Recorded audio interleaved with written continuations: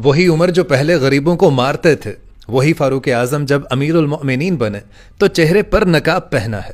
ایک گلی میں سے گزر رہے ہیں کہ آپ نے ایک بوڑھی اماں کو دیکھا اور وہیں رک گئے، تو آپ نے اپنے غلام سے کہا کہ اماں دکھنے میں پریشان لگتی ہیں۔ تو آپ کے غلام نے کہا کہ حضور پوچھ لیتے ہیں۔ تو حضرت عمر فاروق وہاں پاس آئے اور فرمایا کہ اماں اندر آ جائیں۔ تو اماں کہنے لگی کہ جاؤ دوڑو اپنا کام کرو۔ آپ نے پھر سے گزارش کی کہ اماں اندر آ جائیں، اور جب حضرت عمر فاروق نے ضد کی تو اماں کہنے لگیں کہ آ جاؤ۔ حضرت عمر فاروق اندر آ گئے، چہرے پر نقاب پہنا ہے۔ آپ نے اماں سے پوچھا کہ اماں آپ پریشان کیوں بیٹھی ہیں؟ تو اماں کہنے لگی کہ عمر سے بڑی شکایت ہے۔ اماں کیا ہوا؟ تو وہ کہنے لگیں کہ میں بوڑھی بھی ہوں، بیوہ بھی ہوں، بے اولاد بھی ہوں، اور 25 دینار کا مجھ پر قرض بھی چڑھ چکا ہے۔ 3 دن ہو گئے میں نے روٹی نہیں کھائی۔ عمر امیر المؤمنین ہے، اس نے میرا حال ہی نہیں پوچھا۔ تو حضرت عمر کہنے لگے کہ اماں عمر کو کیسے پتہ چلے گا کہ آپ اس حال میں ہیں؟ تو مدینے کی وہ بوڑھی اماں بھی جانتی تھی کہ جمہوریت کیا ہوتی ہے۔ اماں کہنے لگیں کہ کیا کہا کہ عمر کو پتہ نہیں ہے؟ عمر کو جا کے میرا یہ پیغام دے دو کہ حکومت کو چھوڑ دے اور اس کے حوالے کر دے جو غریبوں کا پتہ رکھ سکتا ہے۔ آپ کے غلام کہتے ہیں کہ عمر دوڑ لگا کر باہر نکلے، کھانا پکا کر اپنے گھر سے لائے، 25 دینار بھی ساتھ لیے اور 2 بوریاں اناج کی کندھوں پر لاد لیں۔ تو آپ کا غلام کہنے لگا کہ حضور یہ اناج کی بوریاں مجھے دے دے، میں اٹھا لیتا ہوں۔ تو حضرت عمر فاروق نے ارشاد فرمایا وعدہ کر قیامت کے دن بھی میرا بوجھ اٹھائے گا۔ تو وہ غلام کہنے لگا کہ حضور نہیں، میں نہیں اٹھا سکتا۔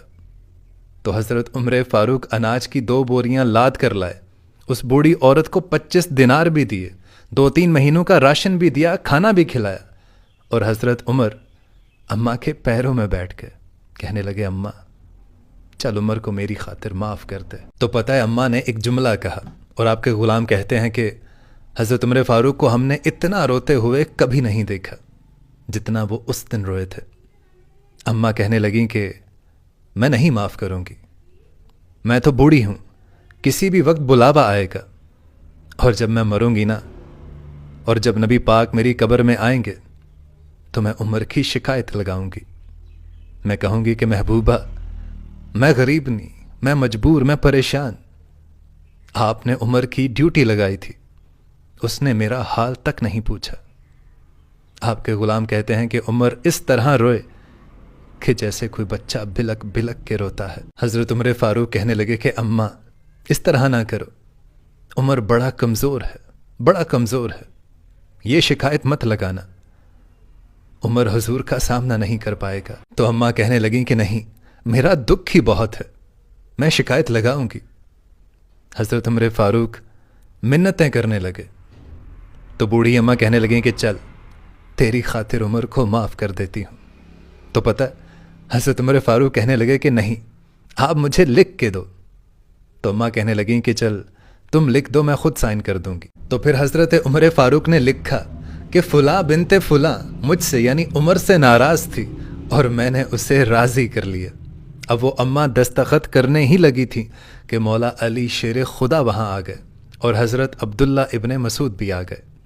اندر آتے ساتھ ہی کہنے لگے کہ عمر تم یہاں کھڑے ہو، میں سارے مدینے میں تمہیں ڈھونڈ آیا ہوں، وہ ملک شام کے کچھ سفیر تم سے ملنا چاہتے ہیں۔ اور جیسے ہی اماں کو پتا چلا کہ آپ حضرت عمر ہیں تو اماں فوراً سے گھبرا گئیں اور فٹافٹ سے گھبراہٹ میں اٹھ کھڑی ہوئیں اور کہنے لگیں کہ ہائے آپ عمر ہیں، اور میں نہ جانے آپ سے کیا کیا کہتی رہی۔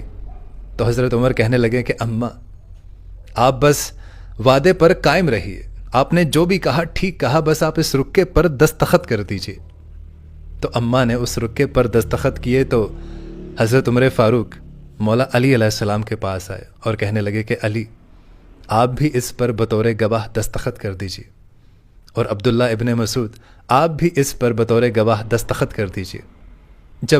جب سب سائن ہو چکے، سب دستخط ہو چکے، تو حضرت عمر فاروق نے وہ رکا لپیٹا اور حضرت علی کو دے کر کہنے لگے کہ علی مجھے امید ہے کہ میں تم سے پہلے اس دنیا سے چلا جاؤں گا، اور جب میں مر جاؤں تو یہ خط میرے کفن میں رکھ دینا، کیونکہ جب میرے نبی اگر مجھ سے پوچھیں گے کہ عمر میری امت کا کیا کر کے آئے ہو، تو میں ان سے کہوں گا، میں ان کو یہ خط نکال کر عرض کروں گا کہ مولا، ایک بوڑھی اماں ناراض تھی، میں اسے بھی راضی کر کے آیا ہوں۔